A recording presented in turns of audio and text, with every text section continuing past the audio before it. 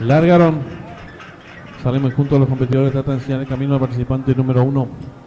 Fulminante. Toma cuerpo de ventaja número 2. Repintón tercero se desempeña. El competidor número 6, Rojo, ganándolo rápidamente por fuera número 9, Transpouting. Los competidores comienzan a enfrentar el codo. Hay lucha en la delantera número 9, Transpouting, pequeña ventaja sobre el 1, Fulminante, tercero se desempeña ganándolo por fuera número 8, Lapacho. Cuarto viene accionando número 3, Legionario, en la quinta ubicación se desempeña el número 6, Rojo. Los competidores tras los últimos 600 metros va a haber lucha en la delantera. El número 9, Transpouting, por dentro el número 1, Fulminante, abierto, ganando el 8, Lapacho, la tercera ubicación el 3, Legionario. Los competidores de la octava carrera están en la recta final. Últimos 400 metros finales por dentro del número 1, Fulminante. Pequeña ventaja sobre el número 9. Transpouting abierto se desempeña el número 8, Lapacho. Descuenta los últimos 300 metros finales. Va a haber lucha en la delantera número 1. Fulminante, pequeña ventaja ahora sobre el número 8, Lapacho. Tercero se desempeña por dentro del número 3.